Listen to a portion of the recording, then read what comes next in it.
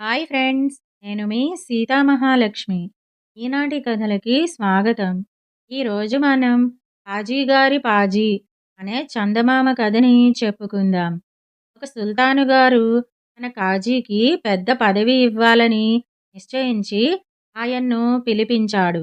కాజీ వచ్చి సుల్తాను గారిని ఏమి సెలవు అని అడిగాడు. నేను మీకు ఒక పెద్ద పదవి ఇవ్వదలిచాను, కానీ ఆ పదవికి మీరు అర్హులో కారో నిర్ణయించటానికి 3 ప్రశ్నలు అడుగుతాను. వాటికి సమాధానాలివ్వాలి అన్నాడు సుల్తాను. ఆ 3 ప్రశ్నలు ఏమిటని కాజీ అడిగాడు. ఈశ్వరుడు ఉండే చోటు ఏది? ఆయన ఏ దిక్కుగా చూస్తూ ఉంటాడు? ఆయన ఏం చేస్తూ ఉంటాడు?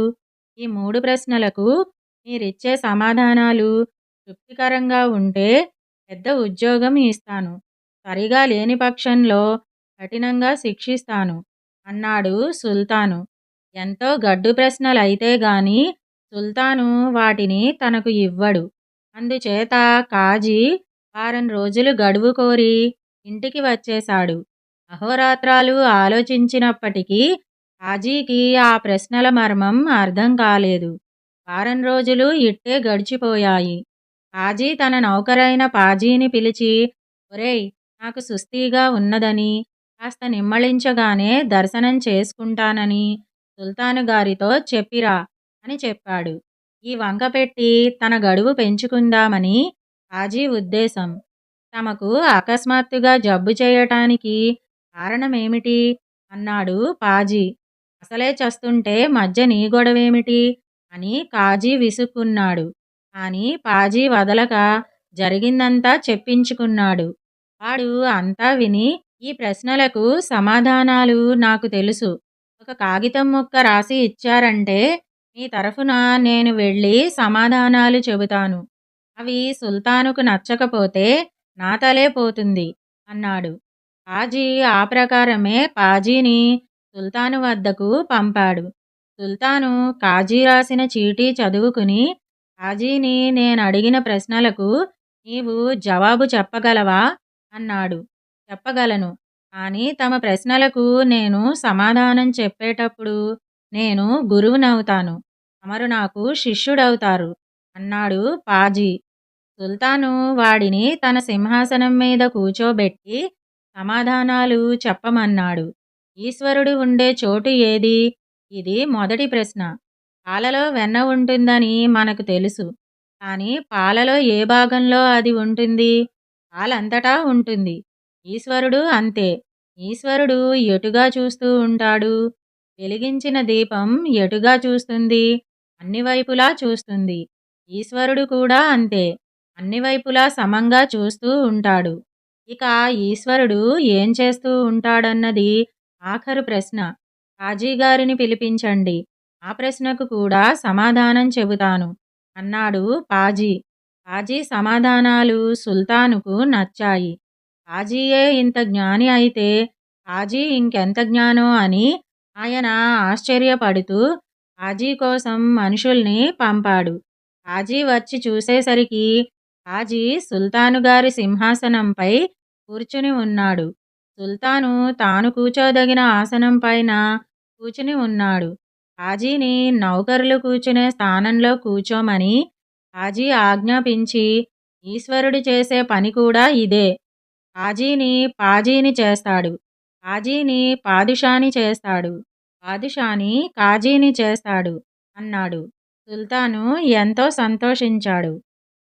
ఇదండి కాజీగారి పాజీ అనే చందమామ కథ. ఇప్పుడు మరో కథని కూడా మనం చెప్పుకుందాం. సలహా ఆంతర్యం అనే కథని చెప్పుకుందాం. పూర్వం పారసీక దేశాన్ని ఒక పాదుషా పరిపాలించేవాడు. అతను బుద్ధి చాతుర్యము, విచక్షణ జ్ఞానము కలవాడు.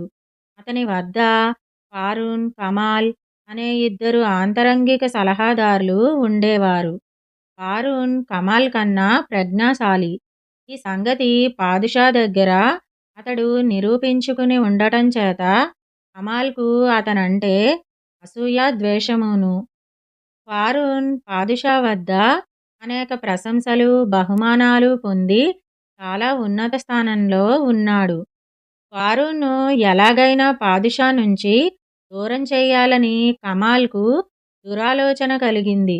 తన దారికి ఫారూన్ అడ్డు తొలగితే తన ప్రజ్ఞాప్రభావాలు రాణిస్తాయని, ఎంతో కీర్తి ప్రతిష్టలు సంపాదించవచ్చునని అతనికి గట్టి నమ్మకం ఏర్పడింది. ఫారూన్ అంటే పాదుషాకే గాక రాజసభలో అందరికీ ఎంతో గౌరవాదరాలు ఉన్నాయి. అతను దయాహృదయుడు, పాపభీతి కలవాడు, సజ్జనుడు. అందుచేత అతనిపై కుట్రలు, కుహకాలు పనిచేయవు. ఏదో అవకాశం చూసి ఎంతో నేర్పుగా హారూన్పై పాదుషా మనసు విరిగిపోయేలాగా చెయ్యాలి. ఇలాంటి అవకాశం కోసం కమాల్ కనిపెట్టుకుని ఉన్నాడు. అలాంటి అవకాశం ఒకనాడు వచ్చింది. రాజభటులు ఒక ఖైదీని రాజభవనానికి ఈడ్చుకొచ్చారు. అతనిపై హత్యానేరం ఆరోపించబడింది. పాదుషా సభికుల సమక్షంలో విచారణ జరిపి ఆ మనిషికి మరణదండన విధించాడు. దిక్కులేని ఆ హతభాగ్యుడు నిరాశతో కుమిలిపోతూ పాదుషాను నోటికి వచ్చినట్టు తిట్టుతున్నాడు. ప్రాణాలపై ఆశ వదులుకున్న వాడికి భయమేమిటి? నిందితుడు అనే మాటలు పాదుషాకు వినిపించలేదు. ఏమిటి ఆ నేరస్తుడు అనేది అని ఆయన తన సమీపంలో ఉన్న ఫారూన్ను అడిగాడు.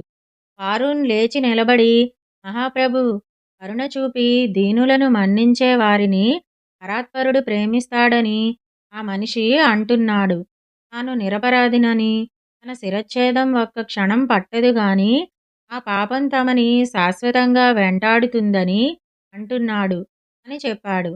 పాదుషాకు ఆ అభాగ్యుడిపై జాలి కలిగి ఉదార హృదయంతో వాణ్ణి మన్నించి తన శిక్ష ఉపసంహరించాడు.